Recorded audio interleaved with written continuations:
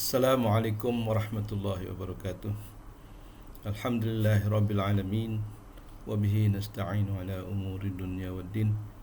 Wassalatu wassalamu ala sayyidil mursalin Sayyidina Muhammadin wa ala alihi wa sahbihi ajma'in. Asyhadu an la ilaha illallah wahdahu la syarika lah. Wa asyhadu anna Muhammadan abduhu wa rasuluh la nabiyya ba'd. Amma ba'du. Rekan-rekan mahasiswa dan mahasiswi yang saya cintai, para pemirsa pada umumnya yang saya muliakan, alhamdulillah hingga saat ini kita diberi kesehatan sehingga bisa menyelenggarakan perkuliahan tema-tema filsafat Islam yang ke-12 ya, yang kali ini insyaallah akan mengambil tema karya-karya hikmah atau karya-karya nomologis ya.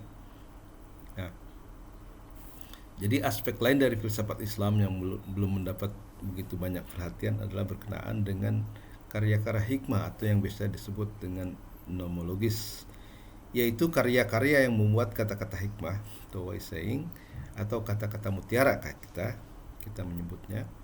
Hanya saja berbeda dengan kata-kata mutiara yang biasanya tidak merujuk pada orang tertentu. Karya-karya nomologis biasanya memiliki referensi yang lebih jelas kepada para filosof tertentu, khususnya Yunani dan Muslim, walaupun dalam kasus tertentu seperti kitab Al-Hikmah Al-Khalidah karangan Miskawayh merujuk juga pada filosof non-Arab Yunani seperti India dan Persia ya. Kita di Indonesia ini masih boleh dikatakan belum mengenal karya seperti ini, kecuali kitab Al-Hikam karangan Athaillah Al-Iskandarani, salah seorang murid kesayangan Abu Hasan As-Sadili, seorang sufi. Tetapi sekarang kita akan segera mengenal salah satu contoh dari karya nomologis ini, yaitu kitab Mukhtasar Siwanul Hikmah karangan Umar bin Sahal Nasawi dalam bentuk terjemahannya ke dalam bahasa Indonesia ya. Jadi sekarang sudah bisa diperoleh ya. Karya-karya nomologis seperti ini tidak patut sekali ya mendapat perhatian kita, karena kandungannya berupa kata-kata bijak, merupakan hazanah Islam yang sangat indah. Tapi sayang sebagian besar sekarang masih terkubur di masa lalu dalam bentuk dalam kitab-kitab yang klasik ya, sehingga boleh dikatakan sebagian besar masih terkubur di masa lalu, sehingga orang menyebutnya mutiara yang hilang. Jadi ini adalah mutiara-mutiara yang hilang yang masih kita bisa dapat peroleh ya. Nah, sebagai mutiara, mereka terlalu berharga untuk dibiarkan terbuang begitu saja dalam manuskrip-manuskrip kuno tanpa ada yang menyentuhnya.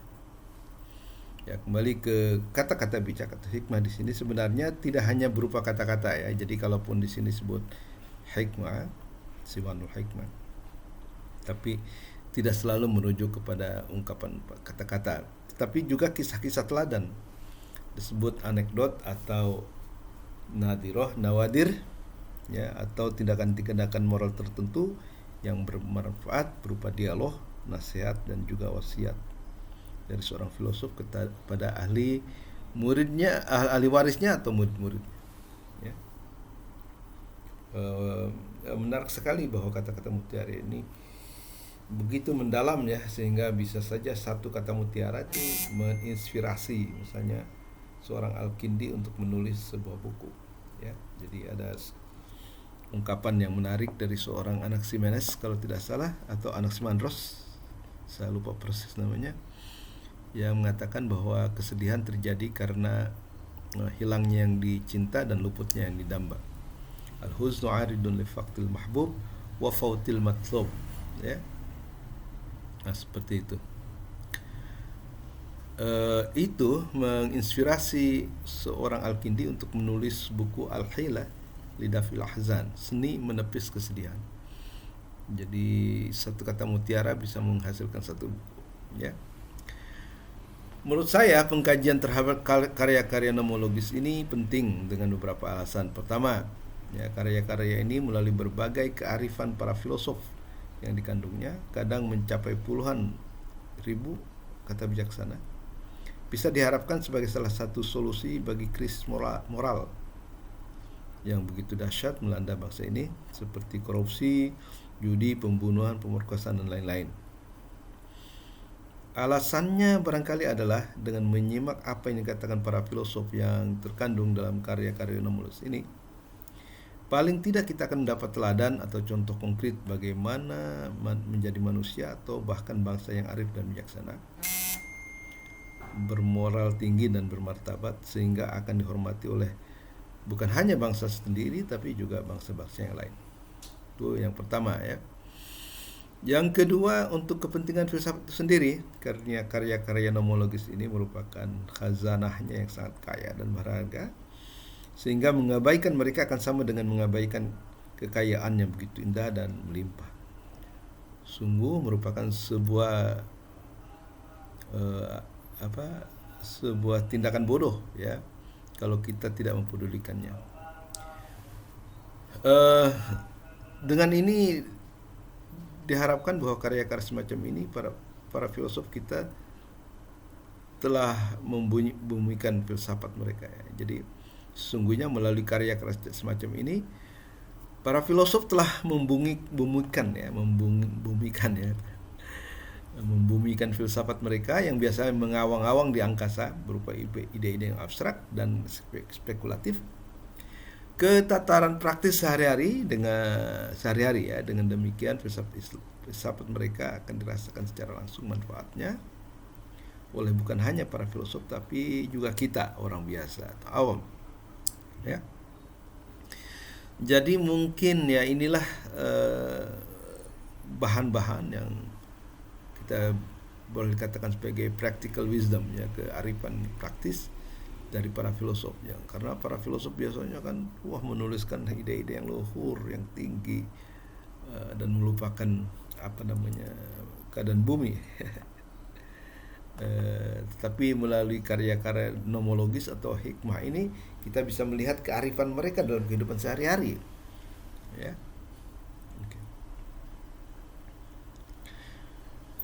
Inilah paling tidak dua alasan di antara banyak alasan mengapa pengkajian atas karya-karya nomologis ini penting untuk dipertimbangkan di masa depan. Sampai sekarang kayaknya belum banyak deh ya di UIN ini juga atau di tempat yang lain di Universitas Islam, karya-karya seperti ini belum banyak digarap ya, karena itu sangat penting untuk dipertimbangkan menjadi mata kuliah di masa yang akan datang ya. Nah, maka sekarang marilah kita lihat beberapa karya-karya khazanah filsafat berupa karya-karya hikmah atau nomologis yang telah kita miliki, tapi yang sebagian besar masih belum dieksplorasi dan masih tersembunyi dalam manuskrip yang kaya ya, manuskrip kuno dan klasik ini ya. Marilah mulai kita dengan sebuah karya yang telah disinggung di atas dan kita sudah bisa menikmatinya saat ini dalam bentuk terjemahan. Karya tersebut judul aslinya adalah Mukhtasar Siwanul Hikmah, ringkasan dari kearifan para filosof ya. Dari judulnya saja kita tahu bahwa kitab ini merupakan sebuah ringkasan mukhtasar ya dari buku induknya Siwanul Hikmah yang biasanya diartikan sebagai pustaka kebijaksanaan atau The Cabinet of Wisdom. Kitab Siwanul Hikmah tentu saja lebih tebal dan hikmah yang dikandungnya lebih banyak. Tapi sayang karya induk ini kita telah hilang dan hanya tersisa dalam dua resensi yang disebut Mukhtasar Siwanul Hikmah dan Muntakhab Siwanul Hikmah ya. Mukhtasar Siwanul Hikmah kebetulan saya sendiri yang mengedit ya, sebagai disertasi saya di University of Chicago, terbitkan di sana untuk perpustakaan universitas ya. Nah, tadi saya menyebut dua kitab resensi yaitu Mukhtasar dan Muntakhab. Nah, Muntakhab telah diedit dua kali oleh Abdurrahman Al-Badawi tahun 1978 dan oleh Dunlop ya tahun 1979 pada periode yang berbeda tentunya. Sementara Mukhtasar telah saya edit sendiri untuk disertasi. Kini ia telah terbit dalam bahasa Indonesia setelah naskah Arabnya diterjemahkan oleh Ahmad Fadil ke dalam bahasa Indonesia dengan judul The Best Chicken Soup of the Philosophers, dari Thales hingga An-Nafis. Ya, jadi Mukhtasar itu salah satu daripada contoh buku-buku hikmah ya, yang telah diterjemahkan dan sekarang sudah ada dalam bahasa Indonesia. Oke. Nah, Mukhtasar Siwanul Hikmah sendiri mengandung lebih dari 900 kata-kata bijak yang berasal dari 60 filosof Yunani dan 13 filosof Muslim, ditambah lagi dengan beberapa kata hikmah yang tidak dirujuk siapa pembicaranya. Ya, hanya kata-kata bijak yang tidak dinisbatkan kepada siapa-siapa. Ya. Isinya beragam, ada yang berupa kata-kata bijak yang tentu ini yang paling banyak ya. Mayoritas adalah kata-kata bijak yang diungkapkan begitu saja tanpa konteks yang jelas. Ya, ada berupa kata-kata bijak yang muncul sebagai jawaban atas pertanyaan seorang dalam dialog. Ada juga berupa cerita tentang apa yang terjadi pada filosof dan apa reaksi sang filosof terhadap kejadian tersebut. Ini disebut nadirah atau nawadir atau anekdot. Ya.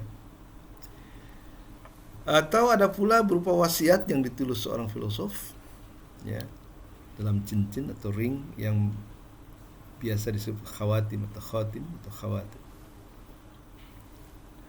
seal. Ya. Sebagai ilustrasi, saya akan mencoba memberikan contoh dari jenis-jenis kearifan di sana. Ya. Contoh kearifan jenis pertama adalah misalnya, yaitu berupa kata-kata, adalah ucapan Plato. Orang bodoh waspada terhadap segala sesuatu kecuali dirinya, misalnya gitu. Kemudian Plato berkata lagi, ciri orang bodoh adalah perpanjang kata pada hal-hal yang tak berguna. Jadi banyak ngomong padahal tidak berguna, ya.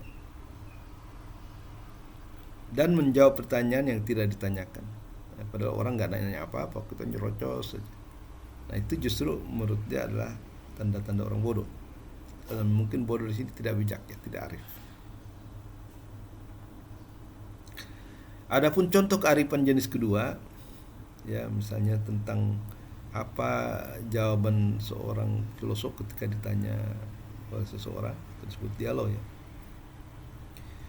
Bisa dilihat dari dialog seseorang dengan Socrates. Ya, Socrates kita tahu adalah gurunya Plato. Ya, Socrates adalah gurunya Plato dan Plato adalah gurunya Aristoteles. Ya. Nah, diceritakan ketika Socrates ditanya, mengapa engkau berkata hanya seperlunya? Ya, ia menjawab, itu karena Tuhan telah menciptakan dua telinga untukku dan hanya satu mulut atau lidah. Dan ini agar aku mendengar lebih banyak daripada berkata. Nah, sedangkan engkau lebih banyak berbicara daripada mendengar. Nah, seperti itu ya. Oke. Jenis ketiga dari kearifan para filosof bisa dilihat dari contoh berikut. Ya. Misalnya, ya, ini merupakan anekdot, ya. Anekdot cerita gitu. Cerita yang berhikmah.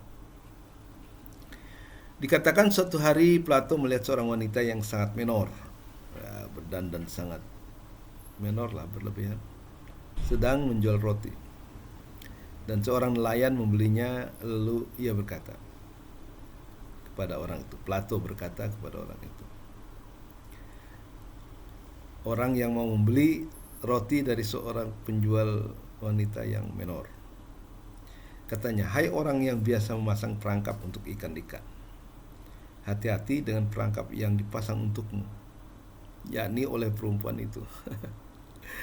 Jadi kalau dia biasa memperangkap ikan, dia tidak sadar kalau itu sebenarnya wanita yang berdandan menor itu adalah merupakan perangkap. Atau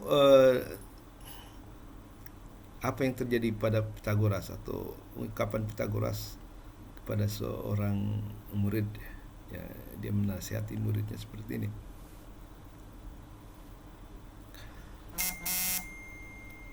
Ya, seulang lagi, adapun nasihat untuk seorang murid dapat dilihat dari apa yang diucapkan Pitagoras kepada muridnya yang belajar, yang malas belajar. Ya, banyak nih mahasiswa atau siswa yang malas belajar. Dia mengatakan, wahai anak muda, kalau engkau tak sabar atas jerih payahnya menuntut ilmu, maka bersabarlah atas pahitnya kebodohan.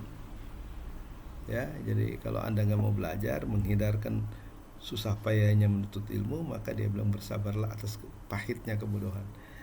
Artinya kalau dia bodoh itu wah banyak sekali kemalangan ya. Yang diistilahkan dengan pahitnya akibat tidak mau belajar. Ya.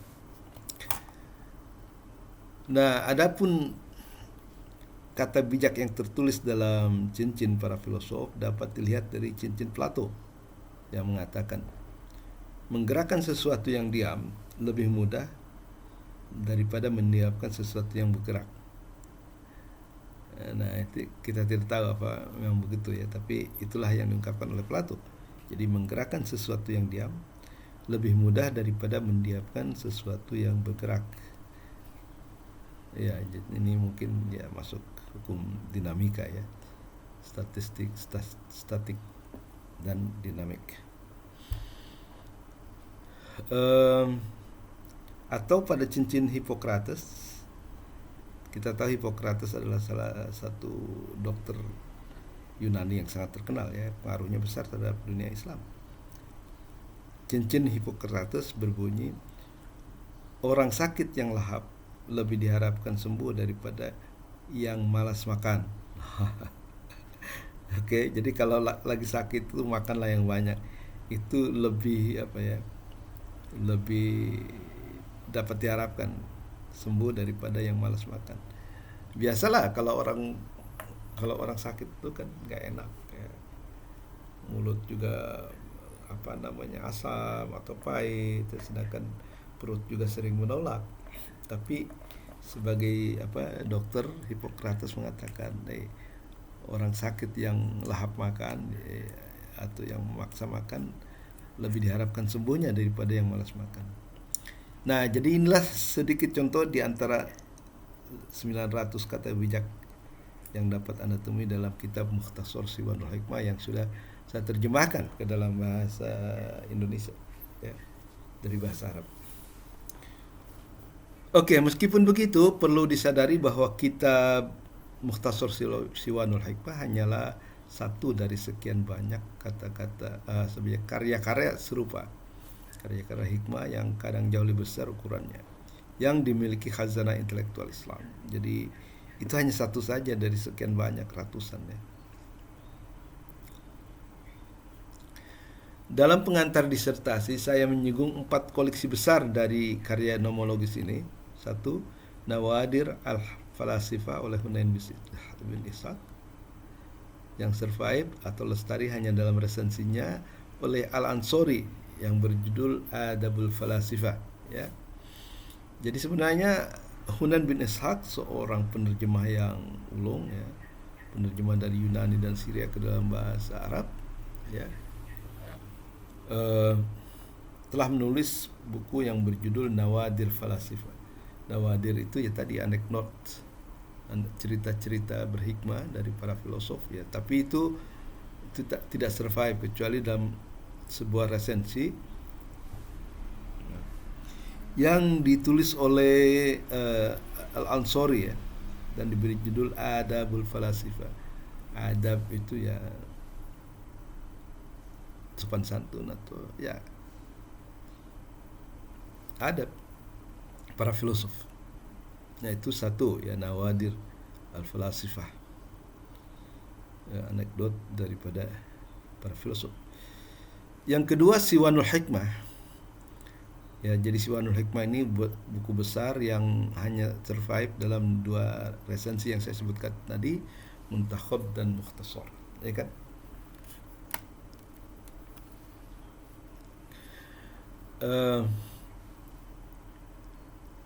Menurut perkiraan saya di dalam disertasi itu ya, buku Siwanul Hikmah memuat sekitar 2.700 kata-kata bijak. Jadi dibandingkan dengan Mukhtasar Siwanul Hikmah itu adalah 3 kali lipat, ya, 900 kali 3, ya, jadi 2.700. Jadi 3 kali lebih besar daripada Mukhtasar Siwanul Hikmah. Kitab ini seperti telah disinggung hanya lestari dalam 2 resensinya, ya, Mukhtasar Siwanul Hikmah dan Muntakhab Siwanul Hikmah. Ya, ini masih ada perselisihan pendapat, ya, tentang siapa pengarang Siwanul Hikmah itu sendiri gitu. Secara tradisional sih ya dialamatkan kepada Abu Sulaiman As-Sijistani, ya. Tetapi ada yang mencoba membantah dan membuktikan bahwa ini tidak mungkin karangan Abu Sulaiman Sijistani. Ini mungkin, yang paling mungkin adalah ini adalah ditulis oleh murid Abu Sulaiman Sijistani yang mungkin dalam pertemuan-pertemuan itu mengungkapkan kata-kata hikmah seperti ini, gitu ya. Alasan yang menolaknya adalah salah satunya bahwa entry daripada Abu Sulaiman Sijistani sendiri ada di dalam buku itu dan disebut rahimahullah, ya, berarti artinya bahwa dia sudah meninggal pada saat buku ini tulis, ya. Oke, kemudian dikatakan tadi Siwanul Hikmah hanya survive dalam 2 buku, 2 resensi, yaitu Muntakhab. Yang ini mungkin dua kali lebih besar, ya, daripada Mukhtasar, karena di dalamnya ada bagian sejarah yang sebenarnya ada di dalam mungkin teks aslinya, ya. Di dalam Mukhtasar riwayat tentang sejarah ilmu yang masuk ke dalam Islam itu ditiadakan, tapi dalam Muntakhab masih dilestarikan sehingga kita bisa mengenal apa isinya, ya. Nah, buku yang ketiga setelah Mukhtasar dan Siwanul Hikmah adalah Al-Hikmah Al-Khalidah karangan Miskawayh, ya, yang seperti telah disinggung memuat bukan hanya kata-kata bijak dari para filosof Yunani dan Arab atau Muslim seperti biasanya, tapi juga kearifan dari para filosof India dan Persia, ya.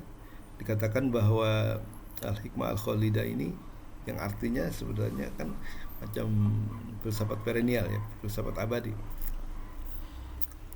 Ya, itu dikatakan pertama kali di compile atau diresensi oleh siapa nih? Lupa ya, pengarang yang terkenal yang bersumber daripada karya India, ya. Tapi ini ditulis oleh seorang filosof, ya, dan juga seorang filosof sejarah yang menulis Tajaribul Umam, ya, yaitu Miskawayh, yang juga menulis buku akhlak yaitu Tahzibul Akhlak. Jadi bukan orang sembarangan, ya. Ya, dia menulis Al-Hikmah Al-Khalidah, kata-kata mutiara dan anekdot dari orang-orang Yunani, Arab, Persia dan India. Luar biasa, ya. Nah, ini sangat dikagumi oleh Cak Nur juga, ya.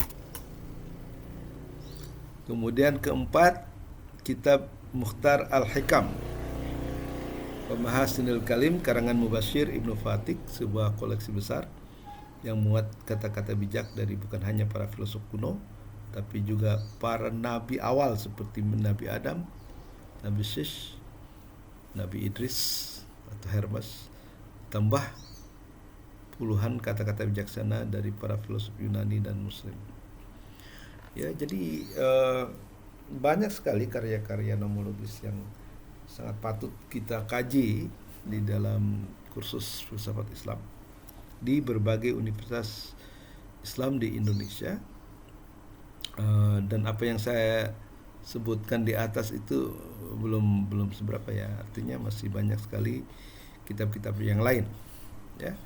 Jadi selain 4 koleksi besar tersebut di atas, kita juga masih memiliki beberapa karya penting yang meskipun tidak begitu besar ukurannya, seperti Al-Kalim Ar-Ruhani ya, karangan Abul Faraj Ibnu Hindu, yang dikatakan oleh Ibnu Abbas memuat beberapa khurafat Yunani yang langka. Khurafat itu apa ya, semacam mitologi atau mitos ya,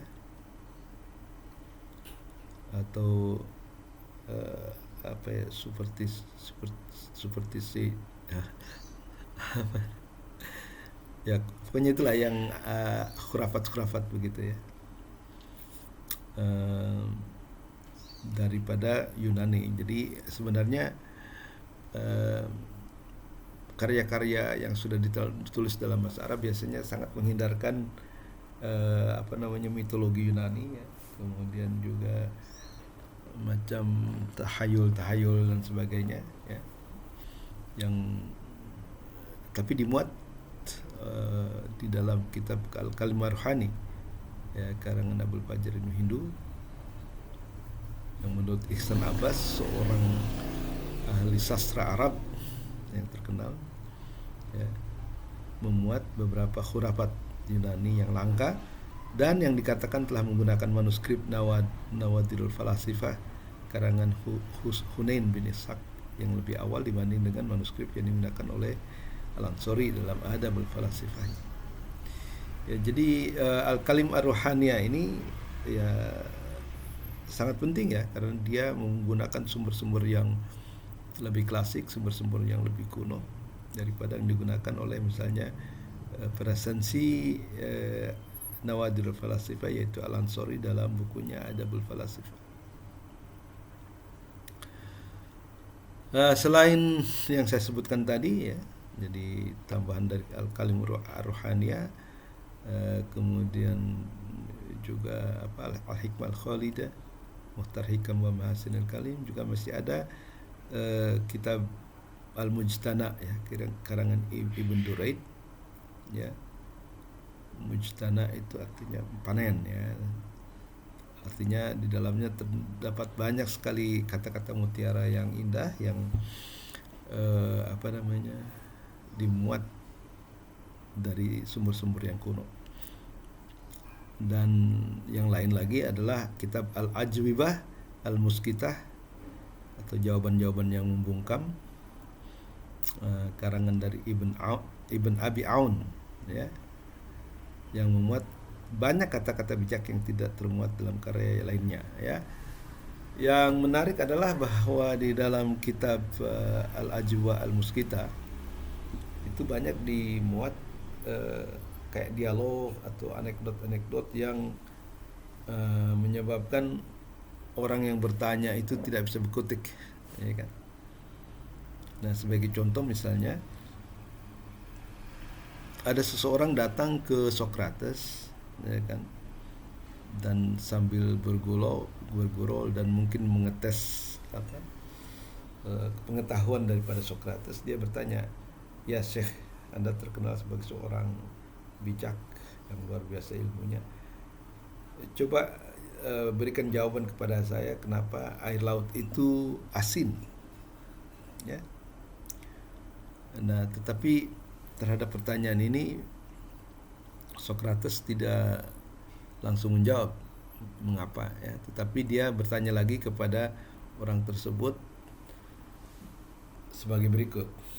Ya, dia bilang, kalau Anda katakan alasan yang sesungguhnya dari apa yang menyebabkan Anda bertanya tentang pertanyaan ini, maka akan saya jawab ya pertanyaan Anda. Jadi katakan kepada saya apa maksud daripada pertanyaan tersebut, dan karena memang dia tidak ada maksud apa-apa kecuali kayak mengetes gitu, maka akhirnya dia tidak bisa bicara lagi, bungkam seperti itu. Nah, jadi dengan demikian sadarlah kita bahwa memang banyak karya-karya nomologis atau karya-karya hikmah yang sebenarnya patut sekali kita apresiasi ya, dan kita pahami isinya, karena di situ mungkin kita akan mendapatkan kata-kata mutiara yang merupakan instruksi moral, ya, pelajaran moral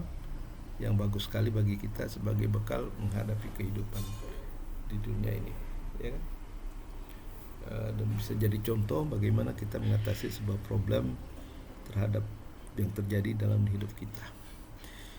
Jadi sebagai kesimpulan saya mengatakan bahwa salah satu bagian yang seminal, yang potensial untuk dikaji di masa depan dalam mata kuliah filsafat Islam ini adalah apa yang saya sebut dengan karya-karya nomologis, ya. Karya-karya memuat ribuan, ya, mungkin puluhan ribu kata-kata mutiara dari filosof-filosof tertentu, Yunani, ya, India, Persia, Arab dan sebagainya, yang bisa memberi insight, ya, memberi kesadaran, ya, memberikan wawasan kepada kita tentang bagaimana merespon terhadap apa yang terjadi dalam diri kita dalam hal pergaulan kita dengan orang lain. Jadi ada contoh-contoh, misalnya Socrates, ya, pada suatu saat dia waktu itu berjalan, ada orang iseng, dia tertusuk oleh tombak orang itu di kakinya dan sedikit berdarah. Tapi Socrates tidak menunjukkan sikap marah gitu. Dia tenang saja terus berjalan. Lalu orang-orang yang melihatnya bertanya, kenapa kamu tidak marah pada orang itu, padahal orang itu kan sudah melukai kaki Anda. Dia bilang, selama berpuluh-puluh tahun saya sudah sudah melatih kaki saya, ya, untuk berjalan tanpa alas, dan saya sering sekali, ya, berdarah karena batu-batu kerikil, tapi saya tidak sakit hati, tidak marah dan sebagainya. Nah sekarang kan itu satu peristiwa yang membuat saya berdarah, itu bagi saya biasa saja, ya. Atau ada seorang filosof juga yang dicaci maki oleh seseorang dan dia tidak membalas. Lalu orang bertanya, kenapa Anda tidak membalas tuduhan orang itu, padahal tuduhan orang itu keji sekali gitu. Tapi jawabannya juga menarik, ya. Dia bilang, karena saya tidak mengharap suara gagak dari seekor perkutut. Ya, jadi kalau misalnya manusia dianggap gagak, ya harusnya bersuara sebagai manusia gitu, berkata sopan santun sebagai manusia. Tapi dia bercakap padahal bentuknya manusia, tapi bercakap dengan suara burung perkutut yang seharusnya tidak dilakukan oleh manusia. Jadi itu semacam itulah, ya, maksud saya, makna daripada kajian karya-karya nomologis ini, ya, yang sangat patut kita hargai dan kita dalami, ya. Begitu banyak karya-karya yang para ilmuwan muslim buat, tapi sayangnya, ya, pengetahuan tentang mereka sangat sedikit sekali dari kita, sehingga kita mungkin akan kehilangan, ya, kalau kita tidak mencoba mulai studi saat ini, kehilangan banyak khazanah, banyak mutiara yang hilang, ya, dari khazanah Islam. Dan karena mutiara ini kapan saja pun dia akan berharga, maka tidak akan ada salahnya kalau kita kemudian mencoba mengkaji karya-karya nomologis Islam ini sebagai bagian dari mata kuliah filsafat Islam yang tidak terpisahkan. Demikian saja, lebih kurangnya saya mohon maaf. Billahi taufiq wal hidayah. Wassalamualaikum warahmatullahi wabarakatuh.